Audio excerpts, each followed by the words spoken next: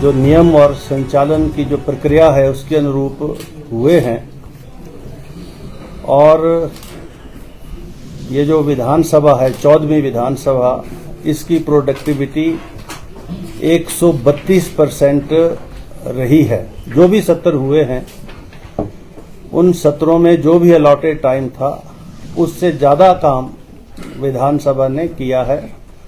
सभी सामान्य सदस्यों को, चाहे वो पक्ष के हों चाहे प्रतिपक्ष के हों और चाहे वो आज़ाद विधायक थे, सभी को मौका दिया गया, सभी का व्यू पॉइंट सुना गया और अगर किसी को अधिक समय चाहिए था वो भी अलॉट किया गया। तो सारा संचालन जो है नियमों के अनुरूप ये हुआ है। और इस दौरान में जो 2 घटनाएं घटित हुई हैं, जिसमें विशेष रूप से जो 6 मान्य सदस्यों का निष्कासन हुआ,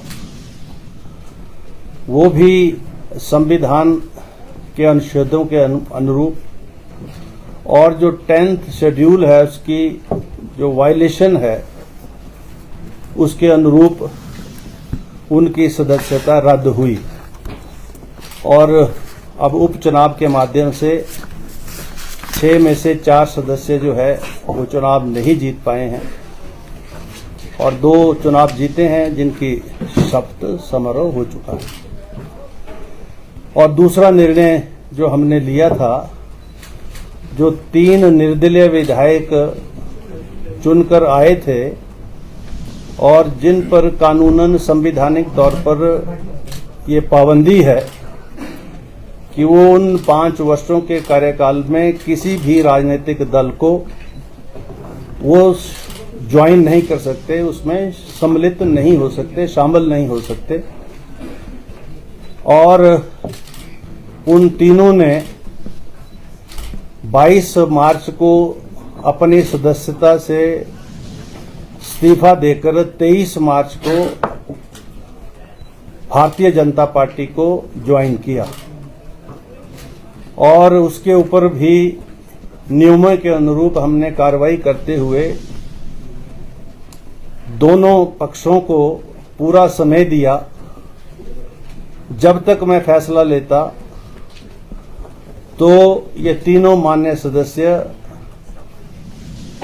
माननीय उच्च न्यायालय में गए इस विषय को लेकर कि स्पीकर को ये डायरेक्शन कानूनन दी जाए कि वो हमारे इस्तीफे जो हैं उनको मंजूर करें।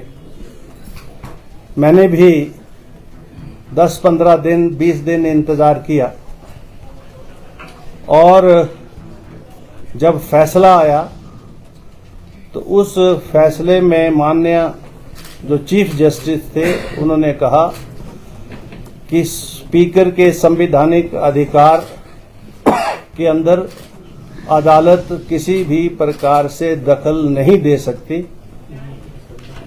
चूंकि 2 जज डिवीजन बेंच था तो एक ने कहा कि हम उनके संवैधानिक अधिकार में दखल तो नहीं दे सकते लेकिन समय अवधि निश्चित कर सकते हैं।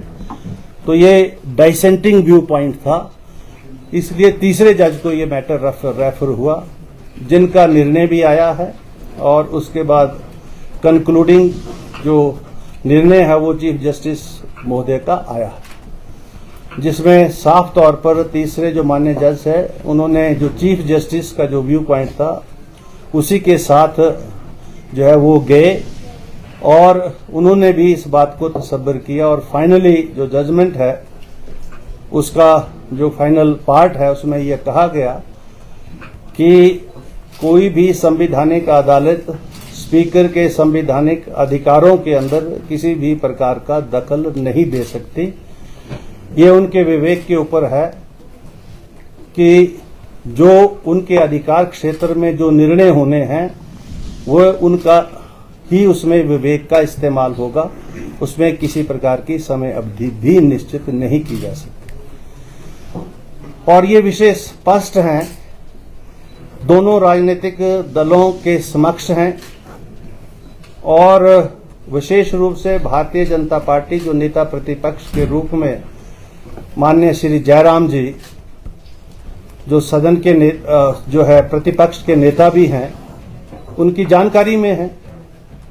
लेकिन अदालत के इन फैसलों के बावजूद और जो सुप्रीम कोर्ट इंडिया में जो उन्होंने मेरे फैसले को चुनौती देकर जो राहत लेने का प्रयास किया, जिसमें सुप्रीम कोर्ट जो है उनके साथ नहीं गई और आखिर में उनको वो मुकदमा सुप्रीम कोर्ट से वापस लेकर जो है सुप्रीम कोर्ट ने डिसमिस्ड एज ए विथड्रॉन उसका निर्णय दिया, जिसकी प्रतिलिपि हमारे पास है।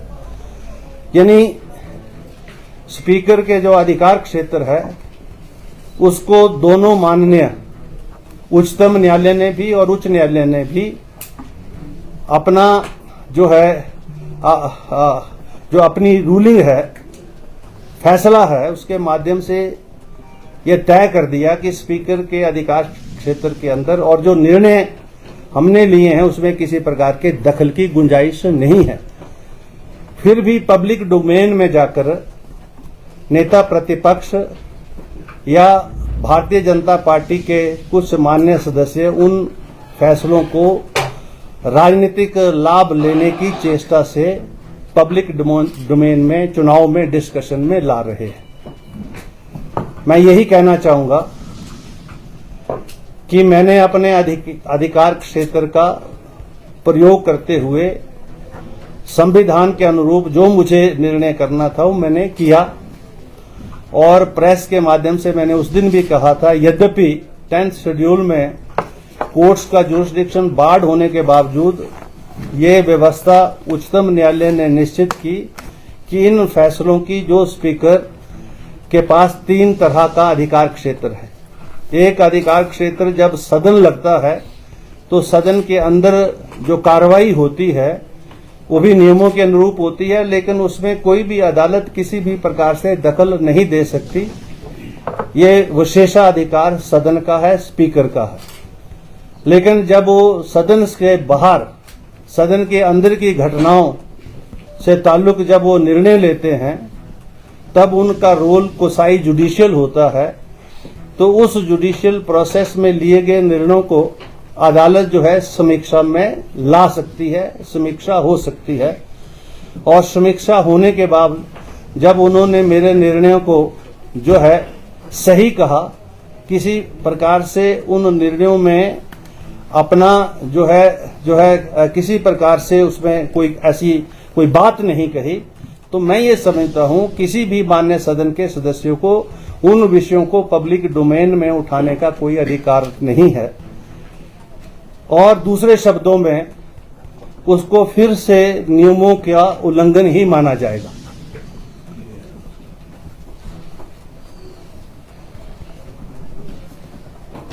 क्योंकि जो अंदर होता है वो नियमों के अनुरूप होता है और अंदर की कार्रवाई के बाद जो कानूनन कार्रवाई मैं करता हूं वो भी जुडिशियल समीक्षा में है, लेकिन वो भी कानून के दायरे के अंदर है।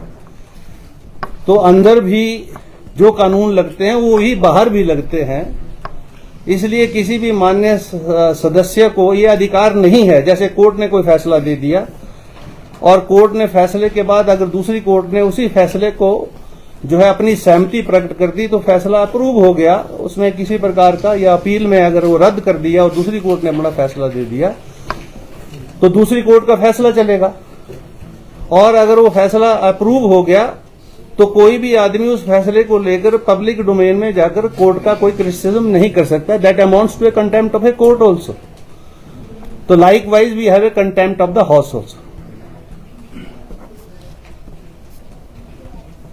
तो इसलिए मेरा ये आग्रह है इस प्रेस वार्ता के माध्यम से कि जो हमारे अधिकार हैं सदन के अंदर उनका प्रयोग करते हुए जो भी निर्णय हमने सदन में लिए हैं, अगर कोई समीक्षा उसमें होनी है या अगर कोई चर्चा उनको करनी है तो सदन के अंदर ही होगी और उसकी इजाजत मिले ना मिले वो कानूनों के दायरे में अगर होगी तो मिलेगी, नहीं होगी तो नहीं मिलेगी। वो बात सदन के अंदर की है और पब्लिक डोमेन में इस बात को डिस्कस करने की कोई आवश्यकता या जरूरत नहीं है।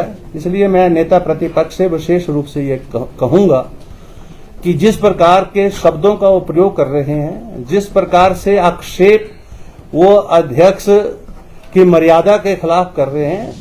कृपया करके अपने शब्दों पर, अपनी सोच पर नियंत्रण करें, क्योंकि हिमाचल प्रदेश की जनता जानती है कौन क्या है और कौन क्या कर रहा है, कौन और किसने अपने अपने दायित्वों का निर्वहन किया है, किसने नहीं किया है। मैं इससे अधिक कहना नहीं चाहता, मात्र उनसे यही कहना चाहूंगा कि वो जो है जब कभी प्रेस के सामने हो तो अपने शब्दों पर जरूर अब सोच पर नियंत्रण करे, और कोई भी अन्य मान्य सदस्य भी। मजबूरन फिर मुझे फिर से जो है कहीं जो है अपने नियमों को दोबारा से एनफोर्स करने के लिए कोई ऐसा कदम ना उठाना पड़े जो संवैधानिक होगा। ये हुड़दंग मचाने वालों के खिलाफ कब निर्णय आ जाएगा? ये जो आपने प्रश्न किया है, ये विषय अगेन विचाराधीन है। अभी हमारे सचिवालय के पास जो पिटीशन आई है उसका नोटिस गया है, नोटिस का जवाब आ चुका है।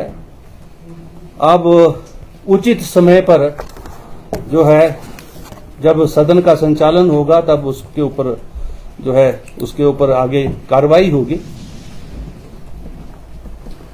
ये नोटिस सर सभी लोगों को गए थे, मतलब सभी लोग? नहीं, उसमें एक पिटीशन है, उसमें 9 लोगों के खिलाफ जो अंदर जो व्यवस्था मैंने दी थी और उस व्यवस्था की जो अवहेलना हुई अंदर, उस अवहेलना के लिए नोटिस दिया गया था।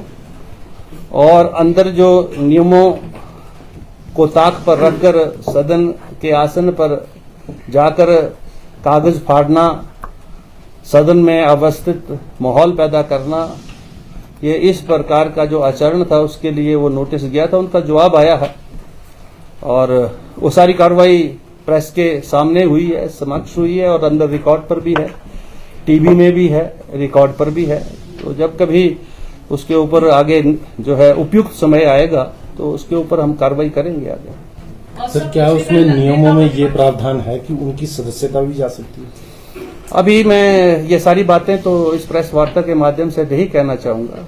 अभी जब उसके ऊपर वो कार्रवाई हम शुरू करेंगे तब इसकी जानकारी मैं आप प्रेस को जो है इसको। आपने एक शब्द इस्तेमाल किया कि मजबूरन मुझे कदम न उठाना पड़े, वो मजबूरी में वो कौन कौन से कदम हो सकते हैं?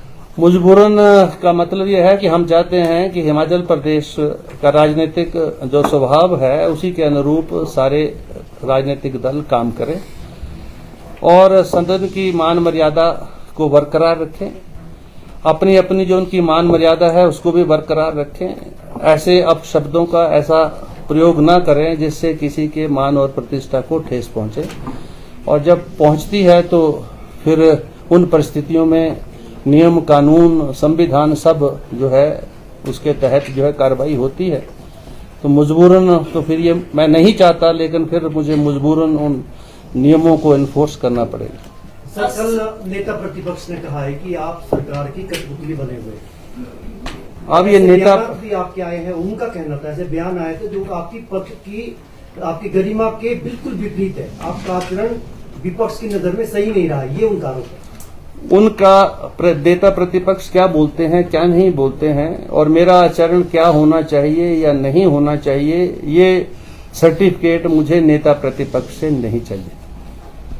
मेरा आचरण जो है वो हिमाचल प्रदेश की जनता देख रही है। मेरे निर्णयों के अनुरूप हिमाचल प्रदेश की जनता ने 6 में से 4 सीटों के ऊपर उस निर्णय को बहाल रखते हुए वहां जो माननीय सदस्यों जिन्होंने दल बदल कानून का उल्लंघन किया उनको सजा दे चुकी है। इसलिए मुझे जो है ये अपना आचरण जो है ये जयराम से समझने की जरूरत नहीं है। जयराम को जरूर हिमाचल प्रदेश की जनता के द्वारा और हिमाचल प्रदेश की विधानसभा में हुए निर्णयों का जो है संज्ञान लेना चाहिए, और जो मान मर्यादा है हिमाचल प्रदेश की विधानसभा की उसको बरकरार रखना चाहिए, यही कहना चाहूंगा। सर, बीइंग प्रिजाइडिंग ऑफिसर, जो ये 3 एमएलओ ने इन्होंने रिजाइन दिया है, आपका व्यक्तिगत क्या मत है कि इनको देना चाहिए था या जनता की? मैं अपना व्यक्तिगत मत यहाँ नहीं देने के लिए हूँ।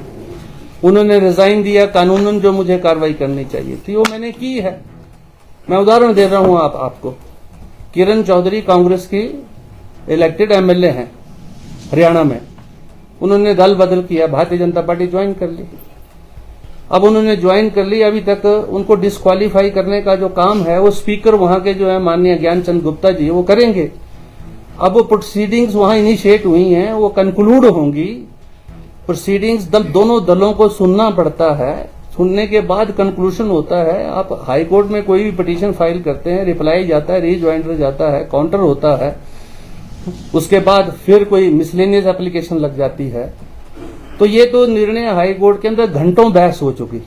उसके बावजूद निर्णय आने के बाद जयराम जी को अपने अंदर संतोष करना चाहिए, संयम रखना चाहिए, भाषा के ऊपर नियंत्रण करना चाहिए और उनको फ्रस्ट्रेशन नहीं होनी चाहिए। अध्यक्ष जी, जिस तरह से लंबे समय से वार्तालाप चल रहा है, नेता प्रतिपक्ष भी कुछ कह रहे हैं, आज आपने भी जो शब्द प्रयोग किए हैं उनका सिर्फ विपक्ष के लिए चेतावनी समझा जाए या चेतावनी से बढ़कर समझा? मेरी किसी को कोई चेतावनी नहीं है। मैं सिर्फ ये कह रहा हूं कि जो मैंने किया है वो कानूनन किया है, संविधान के मुताबिक किया, और मेरे दिए गए उन फैसलों को माननीय उच्च न्यायालय और उच्चतम न्यायालय ने जो है सही माना है। और ये जो लोकतंत्र प्रजातंत्र की जो बात है या प्रक्रिया है, इसको जयराम जी को समझना चाहिए। He must respect the mandate of the people also and must respect the mandate of the supreme court of India and the high court of the Himachal Pradesh. If he has no trust and faith in me, I am not concerned about that, but he must have a faith in the system also. Thank you, thank you. 6 महीने के अंदर होना है, तो अगस्त है।